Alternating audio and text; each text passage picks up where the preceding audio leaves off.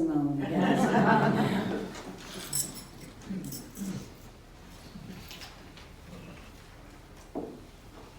So it's that time of year when everyone makes resolutions and commits to big changes they want to make in the new year. Am I right? It's like there's this unwritten rule that that is what we are supposed to do. Commit right now to do something, anything, as long as it involves you making a pact with yourself to make you better, thinner, stronger, richer, calmer, happier, etc., etc. But many of us know that if we subscribe to that line of thinking, we may be setting ourselves up for failure. And more importantly, if we buy into that mindset, we may be convincing ourselves that there is something wrong with us. So as we roll into 2020, I want to start with the words of Reverend Nadia Bowles-Weber as posted on her Instagram feed. Yearly reminder, there is no resolution that, if kept, will make you more worthy of love. You, as your actual self, and not as some made-up ideal, are already worthy. And the people say amen. We are all worthy. We are all where we are meant to be. We are all doing the best we can. Let's make that clear. Of course, this doesn't mean we get a free pass to be jerks, or to be mean or selfish or intellectually or spiritually lazy. It does mean, though, that whatever we are thinking about for this year or this decade must start from a place of self-love and self-acceptance. But it is hard to get to that place. For many of us, it takes years, and some people never get there, which makes me sad. I don't know about you all, but I do know that the older I get, the more I am able to count my blessings, live fully into the here and now, and stop giving a hoot about what other people think about me. It's a great feeling when you can let go of the "am I enough" mindset. I know that most of my life, certainly my childhood and youth and well into my 20s, what people thought of me seemed to be all that mattered. And this was even before social media and 24-hour TV and nonstop advertising, so I can only imagine what kids today feel about themselves being bombarded with all these distractions. But that's another sermon. So, the mindset of compare and despair seemed to be a way of life, until Rafaela was born. I can honestly say that something shifted in me when she came into the world. It was like the universe was saying to me, "Hey kid, it's a new dawn. Nothing else really matters except doing right by this little being." And as a result, I changed. I had already been in therapy for 13 years prior to her arrival. But now it was like, oh yeah, that's why we're doing all that work.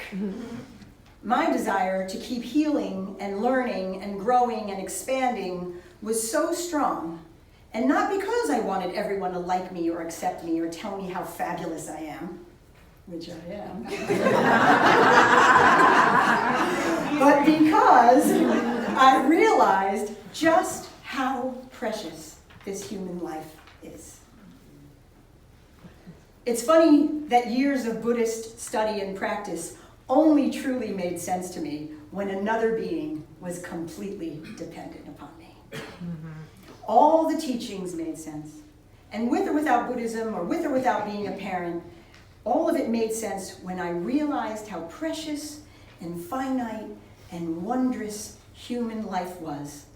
And thus it was much easier to not fall prey to the traps of consumerism or materialism or competition or me-firstism. Instead, life became an opportunity to see and fully understand my role in the universe. Now, of course, because I am fully human, which means I am deeply flawed, this lesson showed up again and again. But because I was more aware of the lesson, was more mindful in general, I could see when I was being pulled the wrong way, or was giving too much power to those things or people or attitudes or faulty constructs that undermined me. And each new dawn, which happens daily, not just yearly, it can also be quarterly, it can be at 3 p.m., whenever you want it to be, gives another chance to let go of things that held me back, that hold us back, and things that impeded my development and required me or asked me to look more deeply and with integrity at the things I was called to manifest. Wherever you are on your life's journey, I imagine all of us are still carrying around something that no longer serves us or supports our growth, something that stops us from feeling worthy and loved, and limits us from living deeply into our true selves. And I'm going to pause for a moment and ask you each to find that little square of paper that you were given on your entrance, and your golf pencil or your own pencil.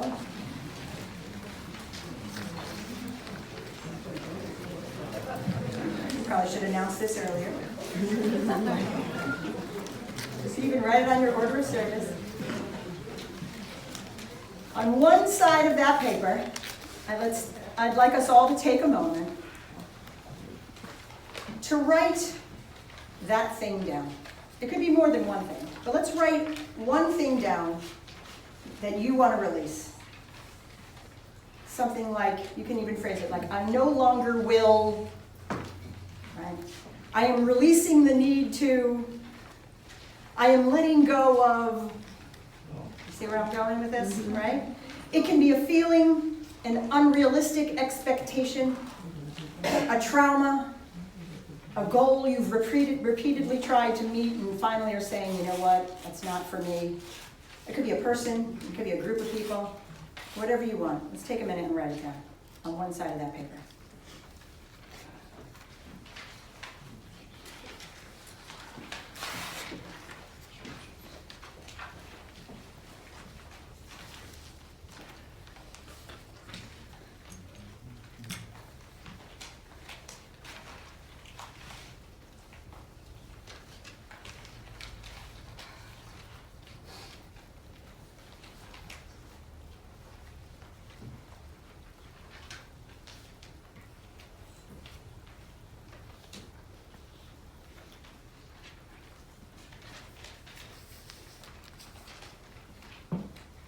Read it over a few times, if you're waiting.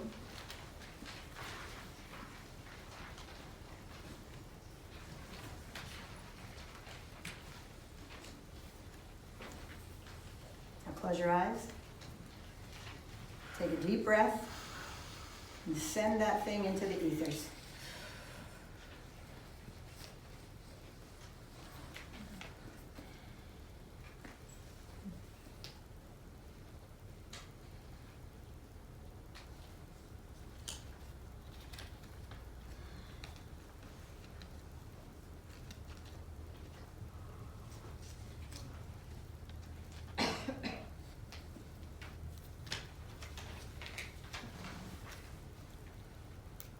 Feel a little bit better. And I invite you to do that practice again and again, whenever you need to. Actually, I still have, somewhere in my home office, a box I made many years ago, filled with little scraps of paper of the things I wanted to let go of, and the things that I chose to turn over to something greater than myself. You might want to try that too.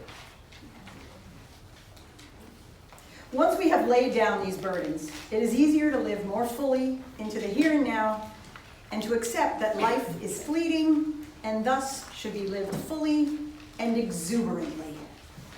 It calls us to consider the resolutions that we can make and remake whenever we are called to do so.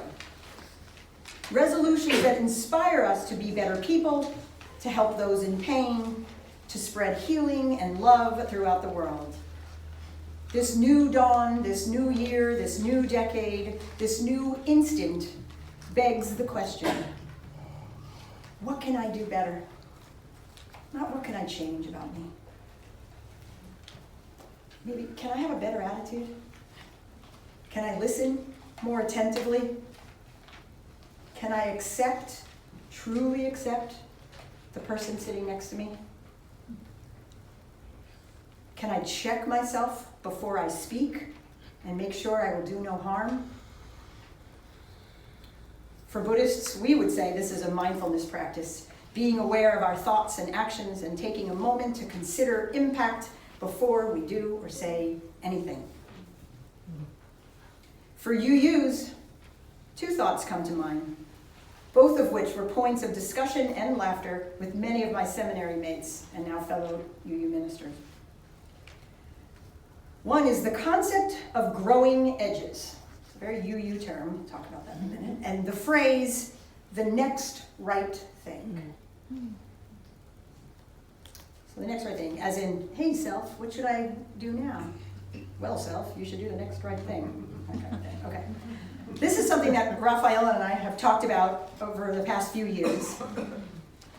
Third movie alert. So imagine our surprise and joy while watching Frozen 2 when Anna, if you haven't seen it, I'm not telling you, who has taken on a profound challenge, sings an entire song about doing the next right thing. Yes, we were quite giddy over that. Sometimes the next right thing is personal, and sometimes it's the next right thing to do to fix a wrong, fight an injustice, complete a task. The applications are limitless, but it is always about integrity, listening to the little voice inside that says, this is the next right thing for me to do right now. So this acting with integrity also ties into that phrase, growing edge. A growing edge is that place, spiritual place, that calls us into learning and transformation. So a growing edge is first admitting that we have something to learn, and then working on it. I should tell you, in your path to UU ministry, one of the questions they ask you is to write about your growing edges before you pass the hurdles, right? So it's like, I think about it a lot, right? And I like that language because it's not saying a flaw or a fault or a bad seed. It's saying instead, there's a place that I'm bumping up against. And there's an edge there, and I want to grow into that edge and see what happens. Make sense? So the next right thing I'd like to ask all of you to do is to think about your growing edges. Maybe it's something like put less pressure on myself, or listen more closely when people are talking, be more spiritually connected, right? You get what I'm saying here, right? Here's your second homework assignment, classwork assignment. Right? On the back of that paper, let's take a minute and think of a growing edge that comes to you right now that you want to live into or work on over the next week, over this next month, over the next year.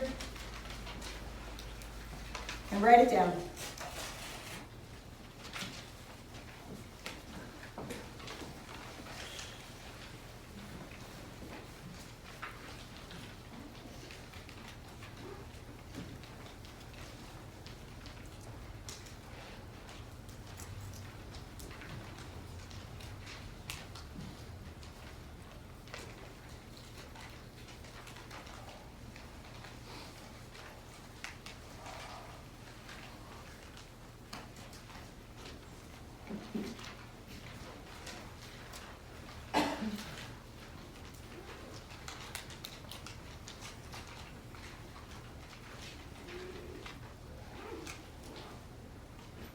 Take another deep breath with that growing edge in mind.